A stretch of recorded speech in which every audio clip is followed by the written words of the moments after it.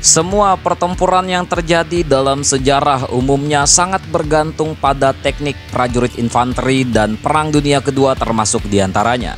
Taktik infanteri merujuk pada teknik dan strategi militer yang digunakan oleh infanteri suatu negara di medan perang untuk mencapai tujuan yang ditetapkan dan tujuan taktis. Prajurit infanteri biasanya merupakan bagian yang paling besar dari kekuatan tentara suatu negara. Selain itu, pada kenyataannya sebagian besar program pelatihan militer dimulai dengan modul pelatihan tempur infanteri sebelum melanjutkan ke bidang pelatihan yang lebih khusus. Menjadi pasukan tempur garis depan, mereka dihadapkan pada bahaya yang lebih besar dan kerusakan yang dibuat oleh pertahanan musuh, jadi bisa dikatakan merekalah yang menanggung. Beban terbesar pertempuran dan pengalaman mereka di medan perang seringkali sangat realistik, brutal dan aktual dibandingkan dengan prajurit dari kecabangan lainnya. Mereka umumnya juga dikenal sebagai umpan meriam atau cannon fodder. Oleh karena itu, taktik infanteri yang baik sangat penting dan yang kemudian akan terdiri dari pendekatan militer secara strategis dan teknik yang berfungsi untuk meminimalkan risiko dan korban pada prajurit. Dan sebaliknya, taktik meningkatkan risiko dan banyak korban pada prajurit infanteri dapat dianggap sebagai taktik infanteri yang buruk.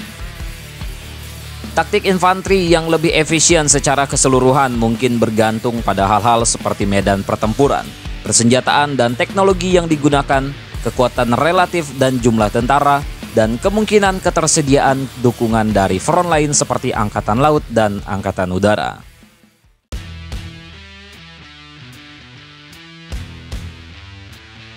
Angkatan bersenjata Jerman pada Perang Dunia Kedua dikenal sebagai Wehrmacht dengan kekuatan diperkirakan 10 juta tentara pada waktu itu. Bertentangan dengan pendapat umum, Wehrmacht aslinya tidak terlalu mekanis dan secara teknologi canggih, mereka sering dibiarkan menjelajahi medan mereka dengan kuda. Dan faktanya formasi mekanis dan tank mereka hanya menyumbang sekitar 20% dari kekuatan mereka. Taktik infanteri Jerman dalam Perang Dunia Kedua didasarkan pada gerakan agresif yang dipadu dengan unsur kejutan sebagai resep untuk kesuksesan operasi militer mereka. Mereka fokus pada aspek-aspek seperti kecepatan serangan dan daya tembak senjata yang sensasional, seperti diantaranya adalah senapan mesin MG34 dan MG42. Mereka sangat bergantung pada penggunaan senjata otomatis, seringkali dengan mengorbankan akurasi. Jerman menanamkan disiplin melalui pelatihan dan seperti dalam pasukan beberapa negara lainnya, mereka menekankan tanggung jawab dan mendorong bawahan untuk menggunakan inisiatif mereka. Hal ini menjadi kunci atas beberapa keputusan berani yang dibuat oleh tentara infanteri Jerman di Perang Dunia Kedua.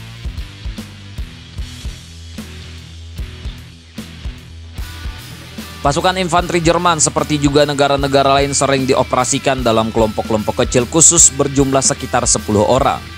Dalam hal pembagian peran, satu regu terdiri dari seorang pemimpin, asistennya atau sebagai orang kedua dalam komando. Seorang penembak senapan mesin dan asistennya yang sering membawa amunisi dan terus menembakkan peluru senapan mesin jika penembak senapan mesin tertembak. Sementara prajurit sisanya dibekali senapan atau rifle dan secara kolektif disebut sebagai rifleman.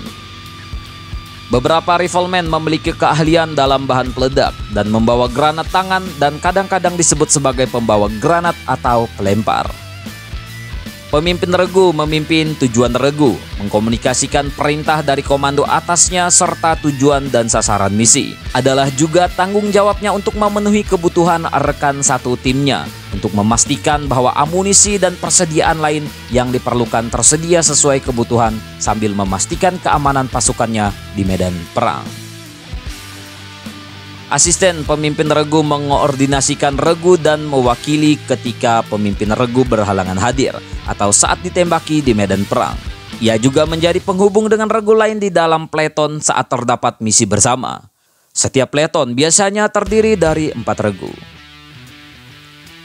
Penembak mesin mengoperasikan senapan mesin ringan dan bertanggung jawab atas senjatanya. Tujuannya biasanya adalah untuk mencapai jarak tembak yang cukup dari target dan membuka tembakan. Dia juga memberikan perlindungan sementara rekan satu timnya maju atau untuk mengalihkan perhatian musuh dengan menarik pemusatan tembakan musuh sementara rekan tim menyusup ke barisan musuh. Asistennya akan membantu dengan mengganti amunisi yang habis dan melakukan perbaikan jika senjata macet dan jika perlu mengambil alih peran penembak senapan mesin jika penembak utama menjadi korban. Ia juga membawa sepucuk pistol. Rifleman sisanya akan membentuk bagian penyerang pasukan. Biasanya mereka sesekali menembaki musuh satu kali ketika berada dalam jangkauan tembak. Mereka lebih mobile daripada anggota pasukan lainnya dalam regu. Pelempar granat seringkali merupakan rifleman yang memiliki tanggung jawab dan keterampilan tambahan untuk melemparkan granat dari jarak yang cukup jauh pada musuh. Ledakan besar biasanya memiliki dampak yang lebih besar pada pasukan musuh, sementara granat asap memberikan perlindungan yang memungkinkan mereka untuk bergerak tanpa perlawanan musuh yang signifikan karena terbatasnya akuisisi visual.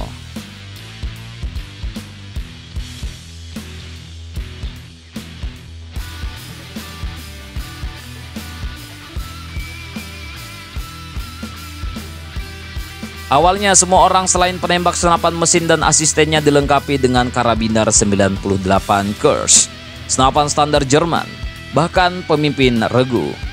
Namun sekitar tahun 1941 pemimpin regu mendapatkan senapan submachine ringan atau SMG MP40 dengan 6 magazin masing-masing berisi 32 peluru 9 mm parabellum.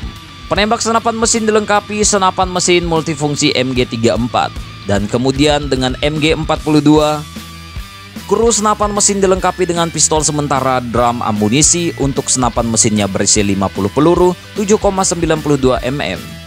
Asisten penembak membawa 4 drum amunisi dengan 50 peluru dan masing-masing berat 2,45 kg.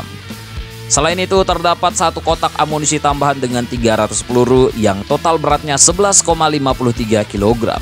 MG42 jelas bukan sistem senjata yang ringan. Bobot kosong senjatanya sendiri sekitar 11,6 kg dan bisa melonjak menjadi 20 kg jika menggunakan bipod. Ada juga pembawa amunisi yang ditugaskan untuk membantu tim penembak senapan mesin. Tugasnya adalah mengangkut dan memasok amunisi. Dia membawa 2 kotak ammo dengan 300 butir peluru masing-masing. Berbeda dengan asisten penembak senapan mesin, dia membawa senapan bukan pistol. Untuk masing-masing rifleman, mereka memiliki sekitar 9 klip peluru untuk senapannya, dengan masing-masing berisi 5 peluru, sehingga mereka siap melakukan 45 tembakan. Ini adalah jumlah reguler. Pada kenyataannya, bisa ada lebih banyak peluru yang dibawa jika situasi pertempuran membutuhkan. Wakil komandan regu dipersenjatai dengan cara yang sama seperti rifleman. Dengan demikian, total satu regu memiliki 1 senapan mesin ringan, 1 senapan submachine gun, 2 pistol, 7 senapan, dan beberapa granat tangan yang dibawa tergantung pada situasinya.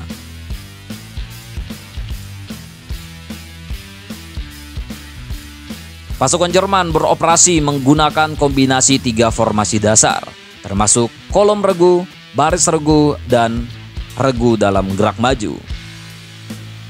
Baris regu yang pada dasarnya merupakan kolom regu dengan perubahan manuver 90 derajat dari formasi sebelumnya.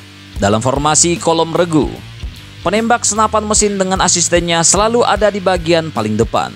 Mereka adalah anggota kunci dari regu, yang juga ditunjukkan dengan penandanya prajurit infanteri nomor 1, yang diikuti dengan anggota lainnya. Formasi ini adalah formasi yang tidak cocok untuk situasi berbahaya. Saat formasi berubah menjadi baris regu, maka tim senapan mesin ini akan berubah menjadi di pusat regu, sementara sisa pasukan akan tersebar di kanan kirinya, bergerak maju di bawah perlindungan tim senapan mesin. Formasi ini cocok digunakan untuk menyerang musuh yang tidak terlindung dan dalam kondisi tidak siap. Baris regu dapat dengan mudah dimodifikasi menjadi skirmish line saat seluruh anggota regu dibutuhkan firepower-nya, dengan jarak antar prajurit sekitar 3,5 meter terpisah satu sama lainnya. Pasukan dalam formasi march pada dasarnya adalah campuran dari kolom regu dan baris regu yang digunakan ketika bergerak maju ke arah musuh yang mungkin berada dalam pengepungan atau dalam posisi pasukan melakukan invasi. Dalam formasi ini, penembak senapan mesin mungkin tidak diposisikan terpusat dalam hal ini dan tujuan utamanya adalah untuk memberikan keunggulan daya tembak selama serangan.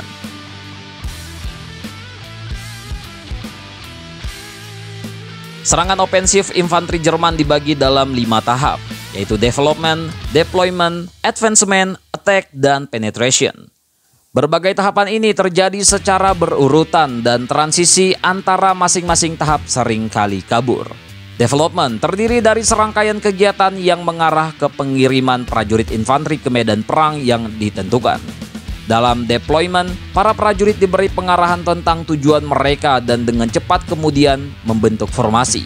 Di medan perang, advancement dimulai dengan pasukan yang beroperasi di bawah formasi seperti yang telah dibahas sebelumnya. Sementara secara sistematis mendekati posisi pasukan musuh. Tergantung pada sifat misi, tahap ini mungkin atau mungkin juga tidak mengalami tembakan dari lawan. Dalam serangan, kotak senjata pecah dan terjadi tembak-menembak habis-habisan. Rifleman menembak ke segala arah sementara menutup sisi sayap mereka. Penembak senapan mesin menyediakan tembakan perlindungan untuk rekan satu tim dan berusaha untuk mencapai superioritas daya tembak. Biasanya pada tahap ini tidak ada banyak gerakan maju. Di sini anggota pasukan berupaya untuk menerobos pertahanan musuh. Pada tahapan penetrasi, pasukan Jerman sudah jauh masuk menembus pertahanan musuh. Biasanya masuk sekitar 100 meter dan garis pertahanan musuh, dan di sini menunjukkan bahwa ofensif berhasil dan pasukan musuh mulai melakukan pengunduran diri.